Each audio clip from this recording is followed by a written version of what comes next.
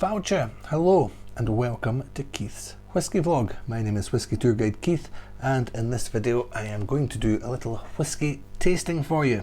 I'm going to tell you all about the whisky in a couple of minutes, but first I want to give you a bit of background about the distillery it comes from. It's quite an interesting distillery, quite a good backstory, a little bit of Scottish history involved as well, and since I like my whisky and I'm also a tour guide, I like to give you a little bit more than just the whisky tasting. So the whisky that I'm going to be tasting for you today is from the Lindores Abbey Distillery in Scotland. It's a lowland distillery, even though it's not too far from the Highland lowland whisky boundary in Scotland. Lindores Abbey itself opened its doors in the 1100s, best part of 1,000 years ago, and it continued through to the late 1500s. It was eventually ransacked various times. John Knox, the sort of firebrand Scottish Protestant Reformation preacher, in I think 1559, something like that, and then the latter part of the 1500s it fell into ruin. But why Lindores Abbey is so important in whisky terms is that the esteemed whisky writer Michael Jackson, I'm sure heard all the jokes, so we're not going to do any Michael Jackson jokes. The whisky Michael Jackson, not the other Michael Jackson. So the whisky writer Michael Jackson, he discovered the earliest reference in Scotland to making whisky was an order from King James IV in 1494 to the friar in charge of the abbey at Lindores for 8 balls of malt. So this was quite a big whisky order. Now this is the earliest reference we have in Scotland to whisky making. Clearly such a big reference or such a big order shows that they weren't making it for a couple of days at that point. It had obviously long been in production, but it's the earliest reference we have, and therefore it makes Lindores Abbey, for want of a better term, the home of Scottish whisky. Now what they say about whisky, of course, is that the Irish sort of discovered or invented distilling. The Scots obviously perfected it, maybe at Lindores, and of course the Americans are still trying their best, but sorry Americans. So I'm a bit biased. In Scotland we do make the best whisky, so we think. Now the discovery of this piece of information, that Lindores Abbey was the home of Scottish whisky, made the site very valuable, highly sought after. Now the people that owned it, they were very keen to not to turn it into a whisky Disneyland. All your big corporations, we'll not name them, but we all know who they are, were trying to buy Lindores Abbey, the site, and then they would put a distillery there, and you can imagine it might not have been in the best taste. Who knows, it might have been, but the owners of the site from the late 90s, for the best part of 20 years, were looking for investment and wanted to make as tasteful and basically as sympathetic to tradition, a distillery and a process and a site, a distillery home, as possible. So in 2017, Lindores Abbey Distillery opened, and in I think December 2017 they began distilling whisky. So at that time it had the strange claim to being the oldest and the newest distillery in Scotland from 1494, and after the best part of 523 years or something, they finally started to distill whisky at Lindores Abbey again. Now the distillery itself is just over the road from the ruins of Lindores Abbey. You can still see a lot of the original walls. There's an archway. William Wallace even visited Lindores Abbey, if you're looking for a bit of Scottish history, after the Battle of Black Ironside in I think 1298, defeated the English. If you've seen Braveheart, you'll know all about William Wallace. Factual from start to finish, exact replica of his life, of course. So famous visitors, Edward I, English king, visited various Scottish kings over time. So a really quite a an important place in Scottish history, Lindores Abbey. So you've got Lindores Abbey, you've got the distillery just on the other side of the road, and it's also, I like to think it's maybe the Beatles fans' favourite Scottish distillery, because Lindores Abbey Distillery is on Abbey Road. So there you go. Right, when they started distilling, obviously whisky needs 3 years to become whisky, to be called whisky. And in the meantime, you're looking to make money. How do you make money? What Lindores did was produce an alcohol called aquavitae, so just a sort of botanical spirit, sort of base for cocktails, made in the traditional way, but not actual whisky. So it's became quite sort of popular among sort of bartenders. As I said, good sort of base for cocktails.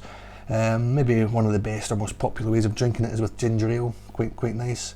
But various botanicals as well go quite a long way in the aquavitae.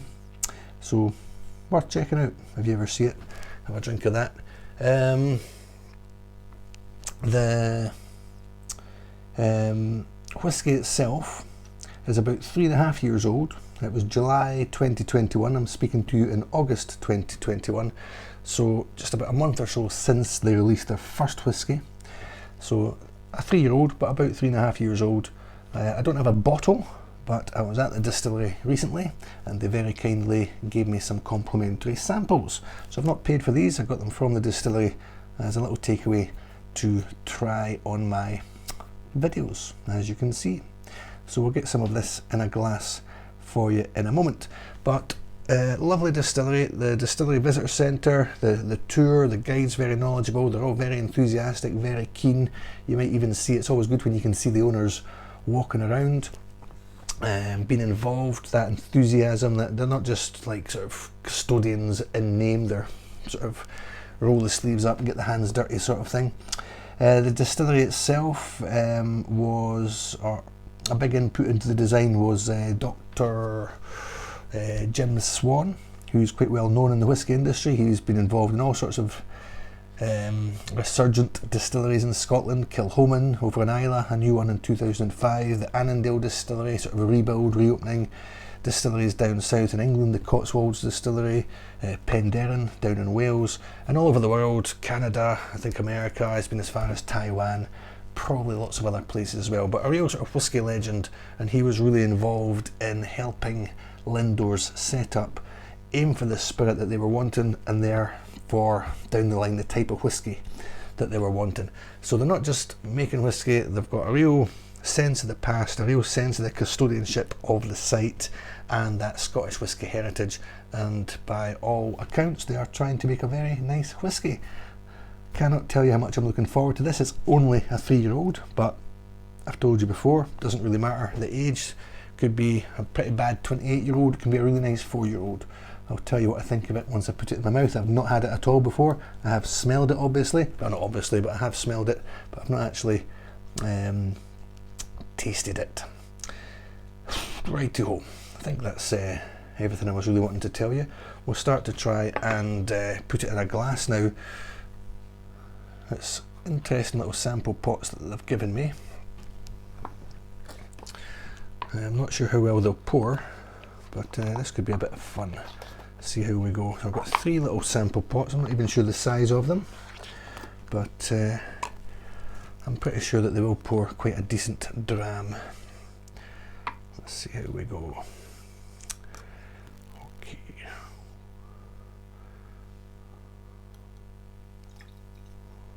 Not a drop wasted. Cheeky.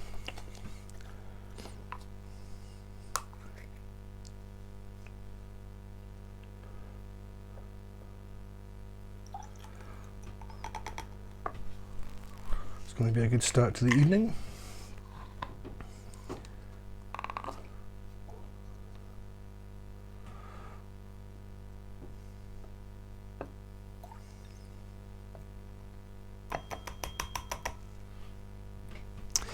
Okie dokie. Right, so as always, for a little tasting on the nose, then we'll do a little taste neat, then we'll add a little bit of water and see how it goes. So straight away, colour's quite nice, not too dark, but quite golden, you could say. They have vatted together whiskey from bourbon barrels, sherry barrels and wine barrels, and similar to, I think Kilchoman's the only other one I've heard of. I'm not saying they are the only ones, but the SDR cask, which is shaved, toasted, recharred, so casks that tend to give a little bit more of a kickstart, a bit more oomph to younger whiskies.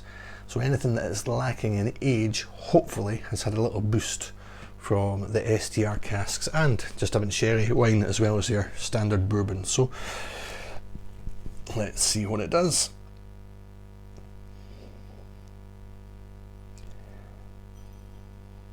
So it's quite light,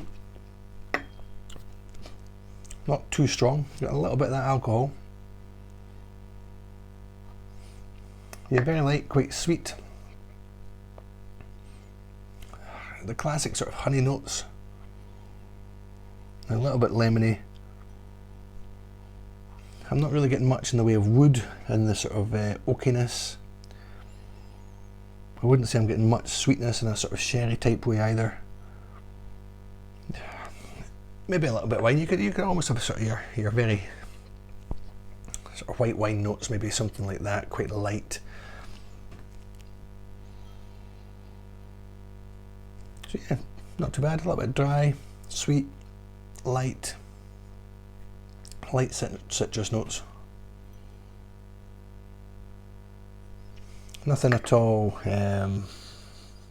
nothing aggressive, nothing offensive. So very nice, gentle little whisky this. Quite typical for a lowland, I suppose. So, in the mouth. I believe it's non-chill filtered. So I'm just looking to see if there's anything at all in it there, but it seems to be quite clear. We'll see what happens with the water. And 46% as well, so not too bad.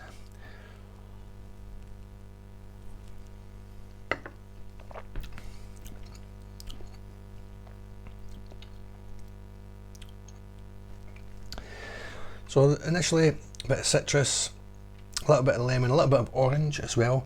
That sort of dryness or the sharpness, as I was saying, the white wine in the nose, it's not really that. It's much more orangey than, say, grapefruit on the citrus notes.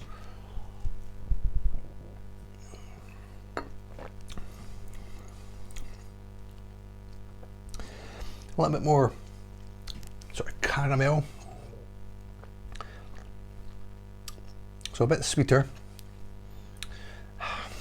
It's more sort of sugary than honey in the mouth. The caramel, you're looking at maybe a little bit of sort of, I'd say a wee bit apple, almost you're talking toffee apple as well. If I recall, that was one of the flavour notes they said when we did the tour at the distillery. Toffee apple, so I get a little bit of that. Very nice, it's very nice, very pleasant. To describe it, it's not fully rounded, lacking its age, obviously quite a young age, but it's got a good base. It's got a very nice bottom to it. So sweet, a bit of lemon, a bit of orange, caramel. Rather than toffee apple, I'll go for a caramel apple. I've never had a caramel apple, but you're not talking as thick, hard toffiness, you're talking a little bit lighter, a little bit smoother, so more caramel. So if you had an apple, small apple, dipped it in caramel, we'll go for that instead of the full-on toffee apple.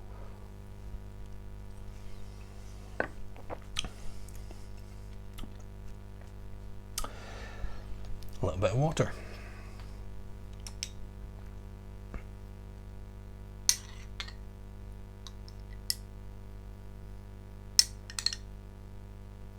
I'm going to go for 4 whole drops of water. Magic swirl. See what the water does. I'd say it's more vapours. It's immediately a little bit higher up in the nose, a bit more alcohol almost. Still that sweetness, Again, on the nose, going back to a bit of lemon, a little bit of pear almost. A bit more of that sort of pear drops type flavour on the nose.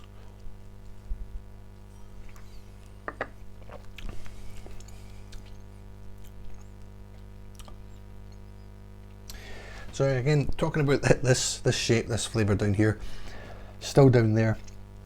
It's a bit heavier almost, it's a bit heavier and darker somehow, and just maybe a bit more sort of spicy, I suppose.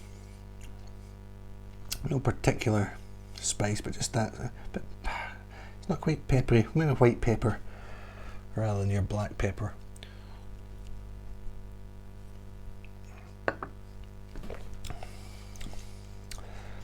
So maybe a bit more, trying to think, so that's still that fruitiness, so I suppose you've got the hint of the sherry cask, but you're talking a bit more sort of raspberry or blackcurrant. So I suppose you're talking jam a little bit. The classic sherry cask flavour note is your Christmas cake. I'm not really getting any of that thick, unctuous raisins, sultanas, and cherries. I'm not really getting that, the thick sort of sponge, treacly, but I suppose a little bit almost like jam.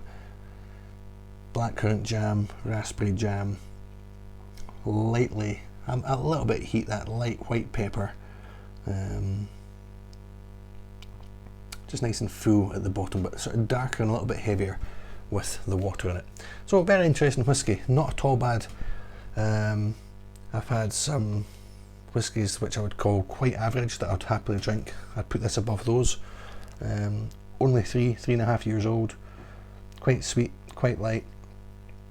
Lowland whisky, quite typical. It's going to be very interesting to see where they go from here, and especially if they are mixing and matching their barrels, giving it that fuller body, and rather than just going bourbon or just going sherry, then they obviously know what they're doing, they'll be balancing it out. So very interesting, very nice, give it a try. I think it's retailing quite reasonable. I mean, it's only a 3-year-old, but around about £42–45 a bottle, by the nature of them being quite a small distillery and just releasing an early 3-year-old whisky. There's not that many of them. I don't think they're limited by any means, but there's not that many of them. But I don't think you'd be disappointed if you did buy a bottle. Drinks, whiskies to try. If you can't get your hands on this, I would recommend, it's not a whisky, but the Lindores Abbey Distillery Aqua Vitae. Why not? Give it a try. What else? You could maybe try, I've done a tasting video for the Avanjarg Distillery over in Lewis. That's quite similar. It's that sweet, it's a bit more honey maybe, but honey, fruits, that sort of area.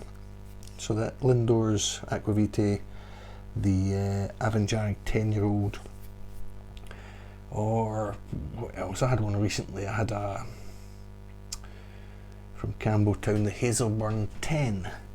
So something like that as well. Similar sort of thing. Quite clean, quite sweet. There's no real sort of C notes. There's no smokiness at all in this. But yeah, there you go. The Hazelburn 10. Why not?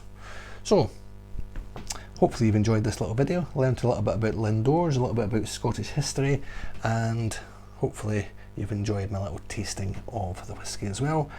So you can go away now, and I will sit and enjoy the rest of this whisky. Thank you for watching. If you've liked this video, check out some of my other videos. Get in touch, let me know what you think, whiskies you'd like to see me try. But for now, adios. Thank you for watching. I'll see you again in another video. Slán Java. Cheers.